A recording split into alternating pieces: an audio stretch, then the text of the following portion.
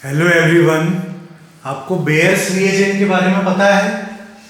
Bears reagent से आप saturated compound को और अनसेचुरेटेड कंपाउंड को डिफरेंशिएट कर सकते हैं।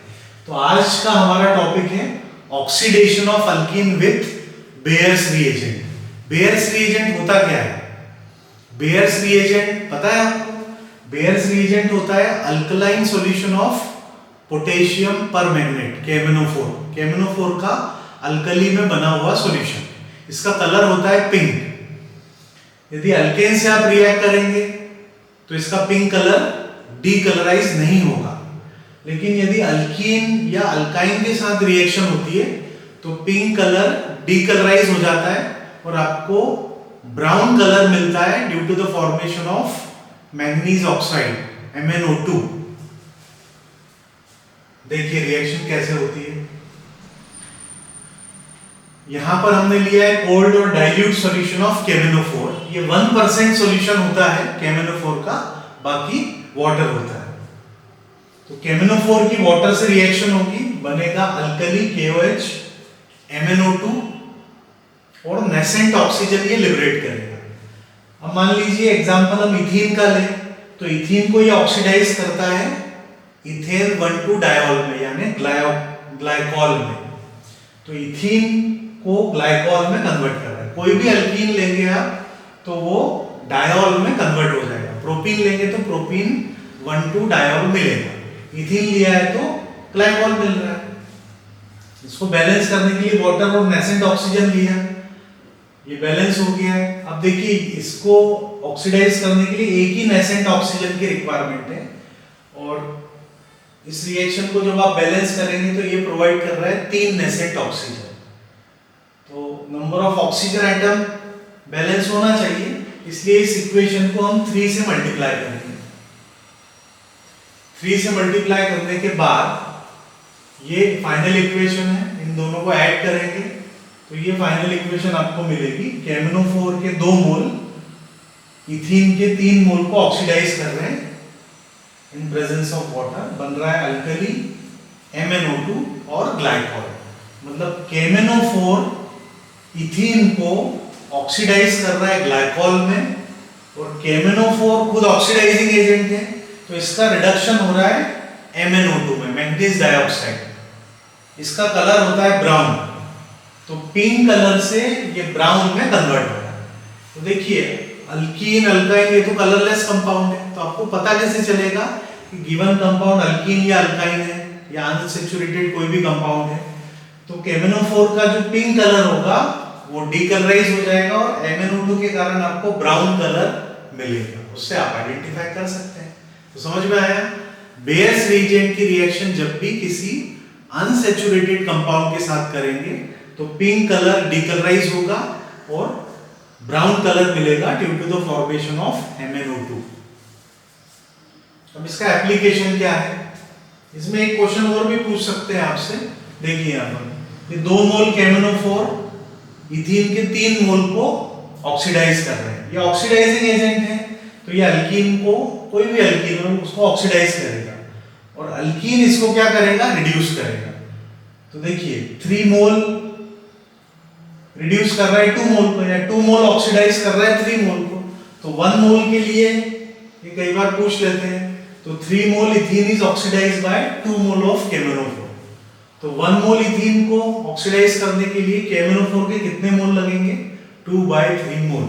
इसका उल्टा भी पूछ सकते हैं कि 2 मोल KMnO4 रिड्यूस करता है 3 मोल इथीन को, तो 1 मोल कितने मोल को रिड्यूस करेगा?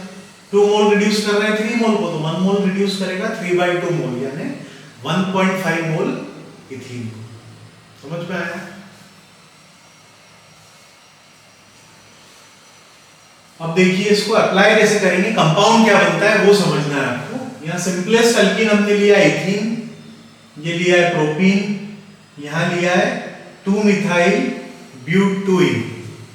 अब इन तीनों में कंडीशन अलग अलग है। देखिए आप यहाँ डबल बॉन्डेड कार्बन से 2 वैलेंसी हाइड्रोजन जुड़ी हुई है। यहाँ डबल बॉन्डेड कार्बन, ये डबल बॉन्ड है कार्बन का, इससे 1 वैलेंसी हाइड्रोजन, 1 मिथाइल, कोई भी अल्काइल हो सकता है। ये तीसरी कंडीशन है, डबल बॉन्डेड कार्बन इसकी दो वैलेंसी, दोनों अल्काइल ग्रुप है, यहाँ पे दोनों मिथाइल। तो ये अभी ट्रिक हम बता रहे हैं जिससे आप इजीली फाइनल प्रोडक्ट सीधे सीधे एग्जाम में देख के प्रेडिक्ट कर पाएंगे।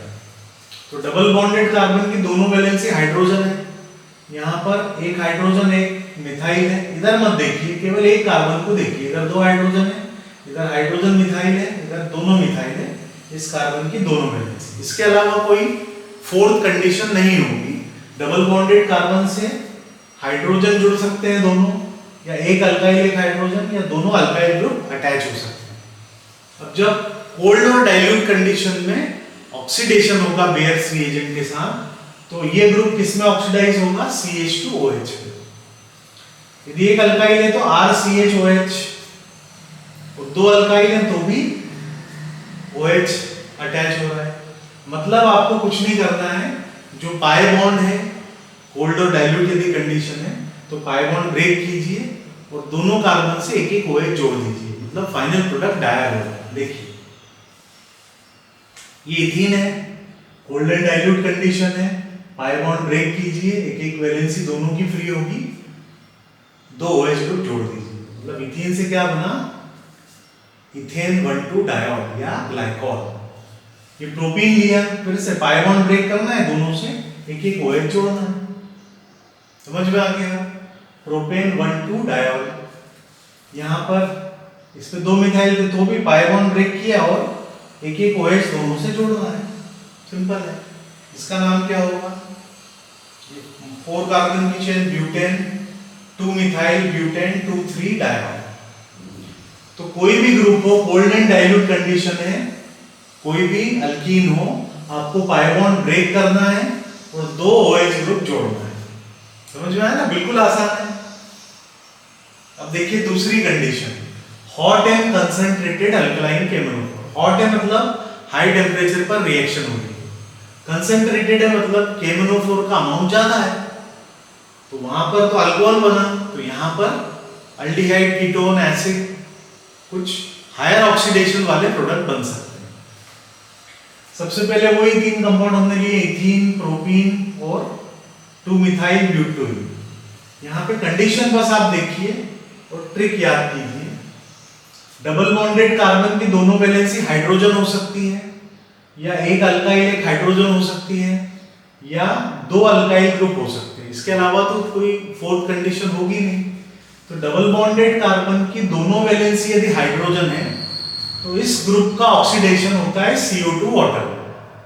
मतलब आपको क्या करना है, जो भी अल्कीन दिया है उसको पूरा डबल बॉन्ड ब्रेक करना है, मॉलिक्यूल दो पार्ट में डिवाइड हो जाएगा।